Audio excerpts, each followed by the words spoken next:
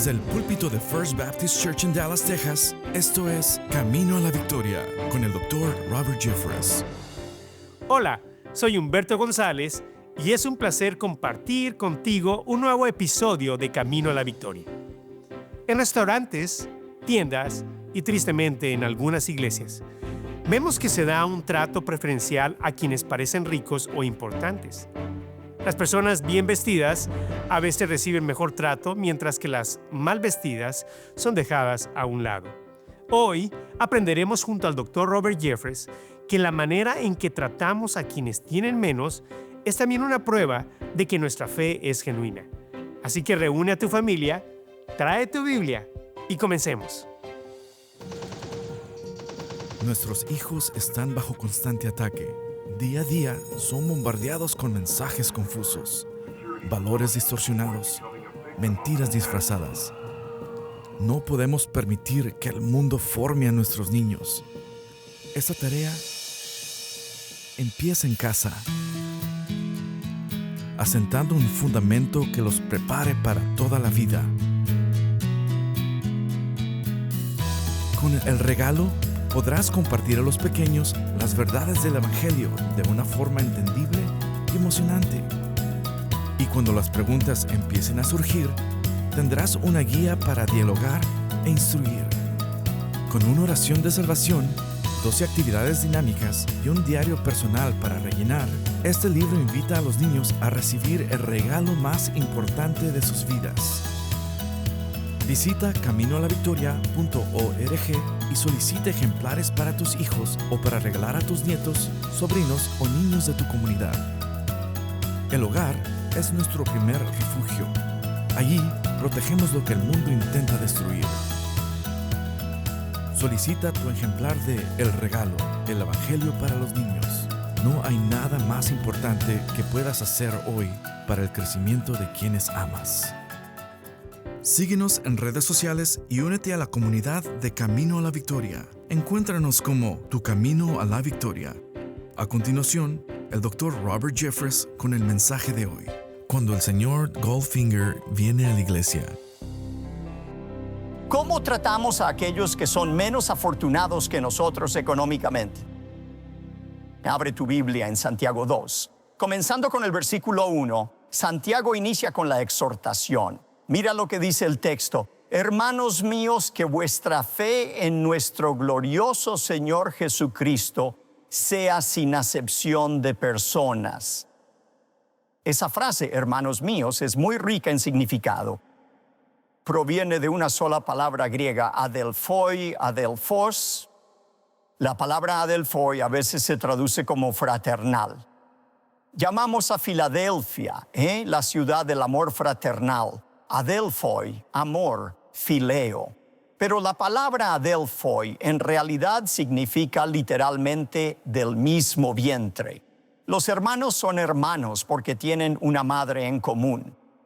Y es igual con los hermanos y hermanas cristianos. Santiago dice que recordemos muy bien qué es lo que nos une en la iglesia de Jesucristo. No es nuestro estatus económico, no es algún criterio superficial. Es nuestro amor por Jesucristo y su amor por nosotros. Así que él dice, hermanos míos, que vuestra fe en nuestro glorioso Señor Jesucristo sea sin acepción de personas. Literalmente, recibir por la apariencia, juzgar solo por las apariencias. Si tienes una versión, Dios habla hoy, dice, no deben hacer discriminaciones entre una persona y otra.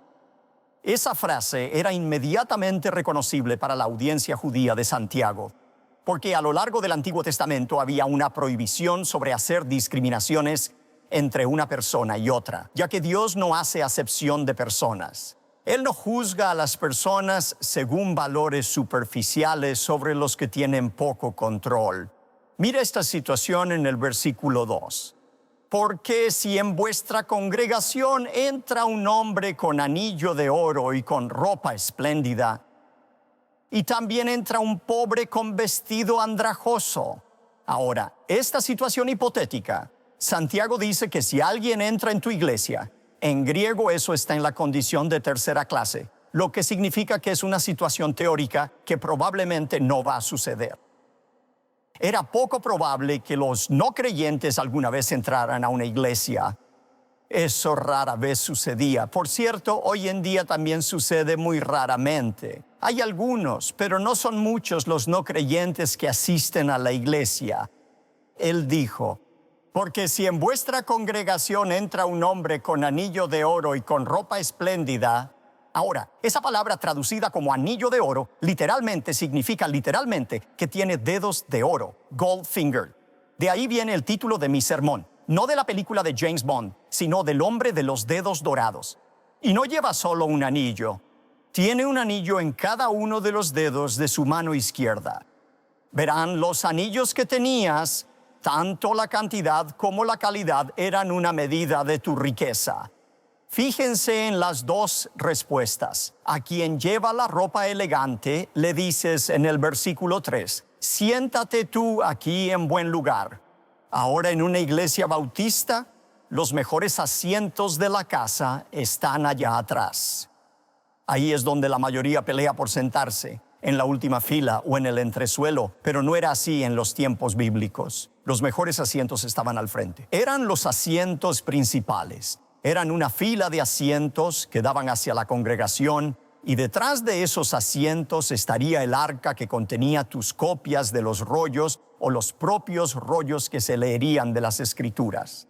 Así que una persona era llevada hasta el frente y el ujier le decía, siéntese aquí. Es el mismo tipo de asiento del que Jesús habló en Mateo 23:6, los asientos principales. Pero al segundo visitante, ¿qué le dice? El ujier dice, no tenemos lugar para usted, o al menos vaya a pararse allá. O si de verdad tiene que sentarse, no se siente en el taburete de otra persona, siéntese junto al taburete. Para la congregación, este hombre con ropa sucia era un inconveniente que había que resolver rápidamente y del que había que deshacerse. Lo que no está bien es honrar a alguien y maltratar a otra persona al mismo tiempo. Nunca deberías favorecer a alguien en la iglesia si eso resulta en desfavorecer a otra persona. Ahora la explicación. Esto es lo que está mal con eso. Santiago dice, ¿no hacéis distinciones entre vosotros mismos y venís a ser jueces con malos pensamientos? Este es un tema común en la carta de Santiago. Ser una persona de doble ánimo. Una persona de doble ánimo es alguien que profesa creer en algo, pero actúa de una manera completamente contraria a lo que profesa. En Santiago 1, 7, 8, Santiago dice, no piense pues quien tal haga que recibirá cosa alguna del Señor. El hombre de doble ánimo es inconstante en todos sus caminos. Lo dice de nuevo en Santiago 4, 3, 4. Pedís y no recibís, porque pedís mal, para gastar en vuestros deleites. Oh almas adúlteras, ¿no sabéis que la amistad del mundo es enemistad contra Dios? Cualquiera pues que quiera ser amigo del mundo se constituye enemigo de Dios. Ser de doble ánimo. ¿Qué tiene de favorecer a los ricos que hace que una persona sea de doble ánimo? ¿Qué tiene de malo eso? Permítanme mencionar 3 problemas con esto. En primer lugar, favorecer a los ricos subyuga el plan de Dios. Lo subyuga, lo contradice. Favorecer a los ricos socava el plan de Dios. ¿De qué plan estoy hablando? Bueno, Santiago continúa diciendo que deben recordar que cuando ese hombre pobre entra en su iglesia, no es pobre por alguna deficiencia de su parte. La mayoría de las veces, la razón por la que una persona es pobre y la razón por la que una persona es rica es por la soberanía de Dios. Dios controla cada aspecto de nuestra vida. Él tiene un plan para nosotros que fue escrito antes de la fundación del mundo, dice el Salmo 139. Y parte del plan de Dios incluye el tamaño de nuestra cuenta bancaria. Ahora, algunos de ustedes ya están discutiendo esto en su corazón. Escuchen lo que dice Santiago en Santiago 2:5. Hermanos míos amados, oíd, ¿no ha elegido Dios a los pobres de este mundo para que sean ricos en fe y herederos del reino que ha prometido a los que le aman? Dios tenía un plan para los pobres y era que fueran ricos en el reino. Eso no significa que ser pobre te haga cristiano, pero te da una mejor oportunidad de serlo.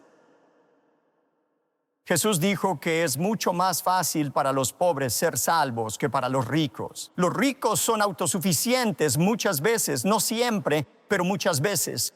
Pero los pobres tienen una conciencia de su necesidad. Si no lo crees, escucha Job 34:19.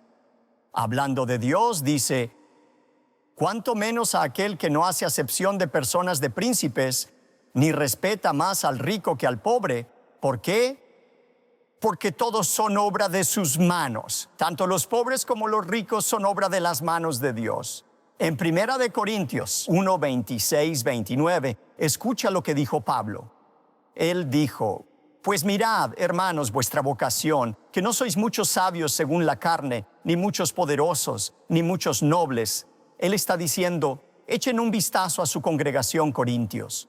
¿Se han dado cuenta de que no hay muchas personas sabias allí? Al menos según la carne, no tienen credenciales terrenales.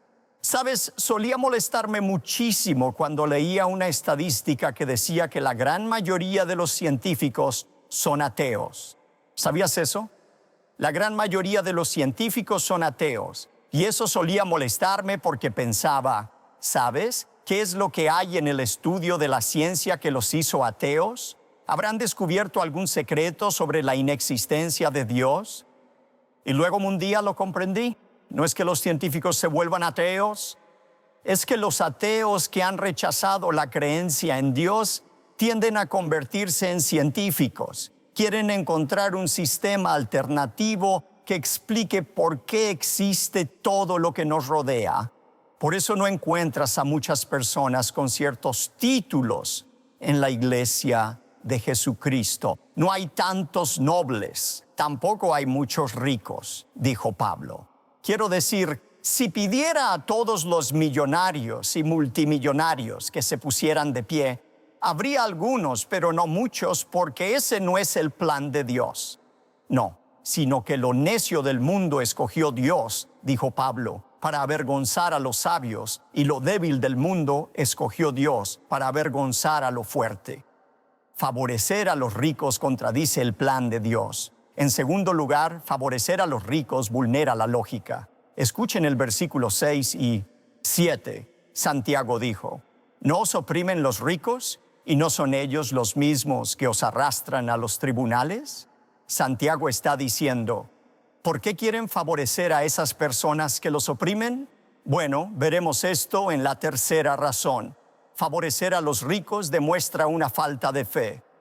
Versículo 8. Si en verdad cumplís la ley real conforme a la Escritura, amarás a tu prójimo como a ti mismo, bien hacéis.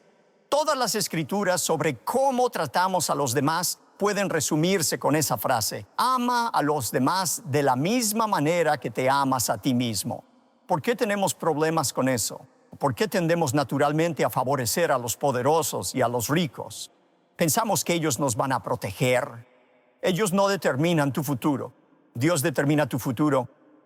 Por eso Jesús dijo en Mateo 10:28: y no temáis a los que matan el cuerpo, mas el alma no pueden matar. Temed más bien a aquel que puede destruir el alma y el cuerpo en el infierno. Concéntrate en Dios, no en otras personas. Y eso nos lleva a la aplicación para nosotros hoy. ¿Cuál es la aplicación de este pasaje? Algunos de ustedes pueden estar tentados a pensar: ¿favorecer a otros? ¿Por qué dedicarle todo un sermón a esto? Esto es mucho ruido y pocas nueces. Cuando yo era niño, mi padre tenía un pasatiempo. Reconstruía Volkswagens y nuestro patio trasero estaba lleno de Volkswagens a medio terminar. Pero de vez en cuando terminaba uno y tenía su Volkswagen más nuevo estacionado frente a nuestra casa en Richardson. Un día escuchó que llamaban a la puerta. Abrió la puerta y era un policía de Richardson. Y el policía preguntó: ¿quién es el dueño de ese Volkswagen afuera? Mi papá se emocionó pensando que tenía un posible cliente interesado. Dijo: bueno, me pertenece a mí. El policía respondió: perfecto, y le entregó una multa. ¿Sabes para qué era la multa? Mi papá, al volver a pintar el Volkswagen, dejó un poco de pintura en la placa y le pusieron una multa por su esfuerzo. Mi papá estaba realmente muy furioso. Nunca lo olvidaré. Se puso a despotricar. ¿Por qué la policía no atrapa a asesinos, violadores y ladrones de bancos en vez de multar a la gente por un poco de pintura en una placa? ¡Qué insignificante! Tendemos a pensar de esa manera sobre este pecado del favoritismo. ¿Por qué tanto alboroto? ¿Por qué no Santiago habla de pecados realmente grandes en vez de pecados pequeños? La respuesta, dice él en los versículos 9 y 10, es que no existe tal cosa como un pecado pequeño. Mira esto. Si muestras parcialidad, cometes pecado y eres condenado por la ley como transgresor. Porque cualquiera que guardare toda la ley, pero ofendiere en un punto, se hace culpable de todos. Pregunta sorpresa. ¿Alguien sabe cuántas leyes tenía Moisés en el Antiguo Testamento? 613.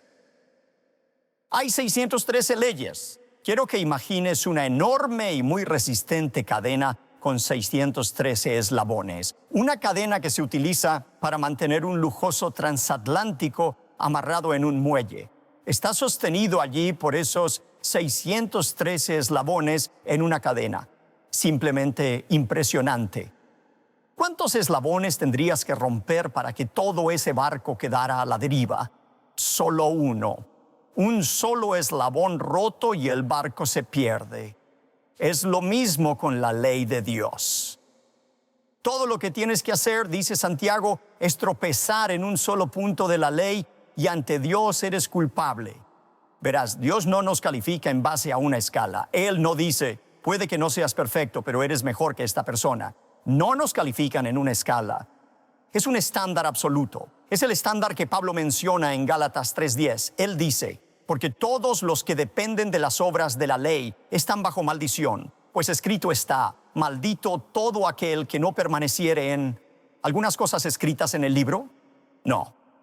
¿La mayoría de las cosas escritas en el libro? No. Maldito todo aquel que no permaneciere en todas las cosas escritas en el libro de la ley para hacerlas.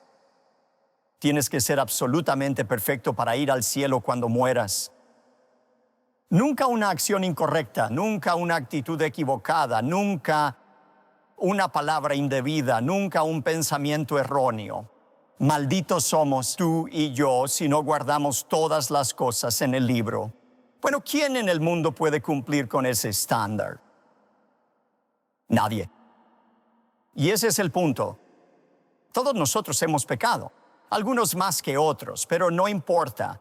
Todos hemos pecado y estamos destituidos de la gloria de Dios. Y por eso todos necesitamos un Salvador, el Señor Jesucristo. Cuando Cristo vino y murió en la cruz, vino a ofrecer perdón por todos nuestros pecados. Voy a confesar algo. Hace un par de meses me invitaron a un programa de televisión para debatir, para conversar con otro ministro que votó de una manera diferente a la mía en las últimas elecciones. Lo dejaremos ahí. Y por la forma en que él votó, debo admitir que hice algunas suposiciones sobre él. Supuse que él odiaba a Dios. Supuse que no creía en la Biblia. Supuse que no estaba entregado al Evangelio de Jesucristo o que no creía en la exclusividad del Evangelio. Después de todo, él votó de la manera equivocada, ¿no es así? Me senté en ese programa con él y vaya que me avergoncé de lo que había supuesto. Él amaba a Dios. Predicaba la Biblia cada semana. Predicaba el Evangelio, que la salvación solo viene a través de Jesucristo. Simplemente votó diferente a mí. Amigos, tenemos que dejar de hacer suposiciones sobre las personas. No juzguen ni prejuzguen a las personas por las apariencias. Pero pastor, incluso entre los pecados menores, hay muchos otros pecados menores con los que Santiago podría haber tratado. ¿Por qué este recibe un tratamiento tan destacado en su carta? 3 principios quiero compartir con ustedes. En primer lugar, mostrar parcialidad es contrario a la naturaleza de Dios. Saben, llamamos a la iglesia el cuerpo de Cristo. La cabeza, Jesús, está en el cielo, pero nosotros somos su cuerpo, dijo Pablo. Y eso significa que lo que los no creyentes ven no es a Jesús, la cabeza. Ellos solo pueden ver su cuerpo. Ese eres tú y yo en la iglesia. Y cómo se sienten acerca de Dios depende en gran medida de lo que piensan de nosotros.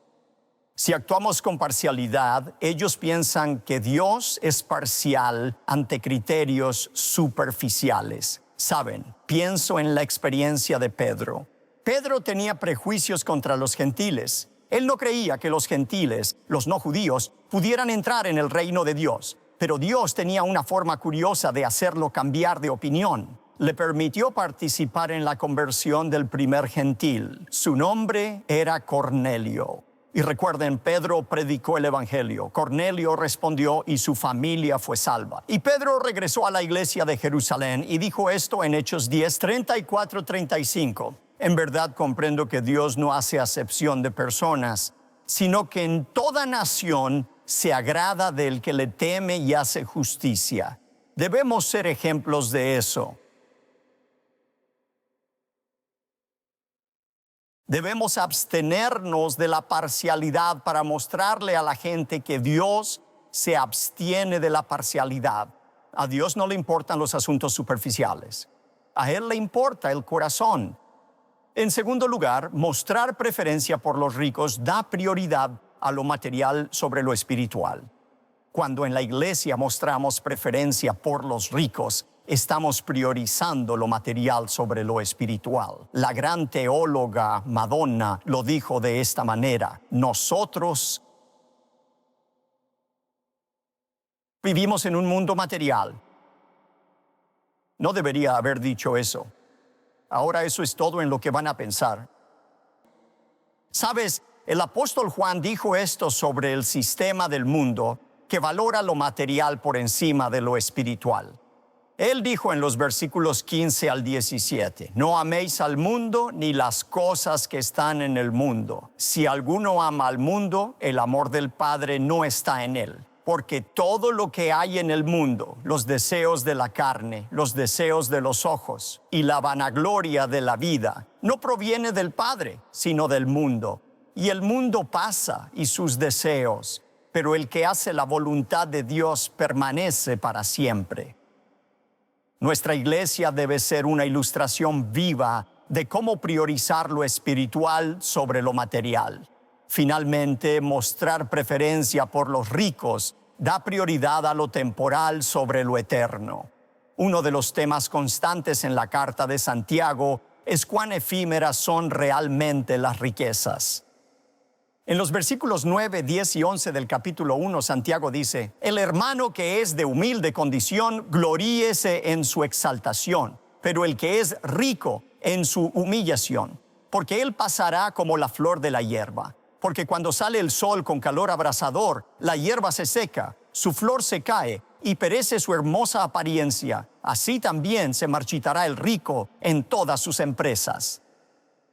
Un viejo predicador sureño lo dijo de esta manera: nuestras vidas son como la hierba. Se siembra, crece, se siega y luego desaparece.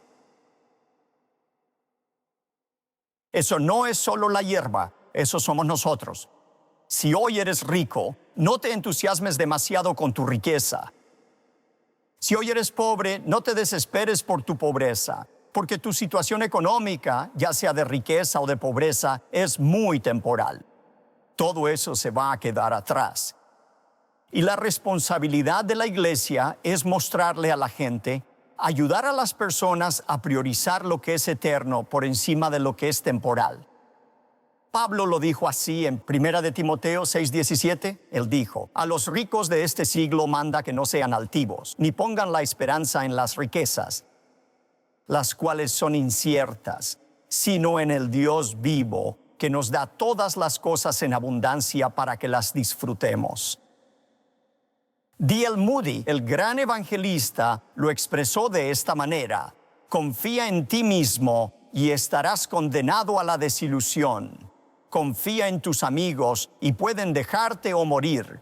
Confía en tus riquezas y pueden serte arrebatadas. Confía en tu reputación y alguna lengua calumniosa puede destruirla. Pero confía en Dios. y nunca serás confundido ni ahora ni en la eternidad.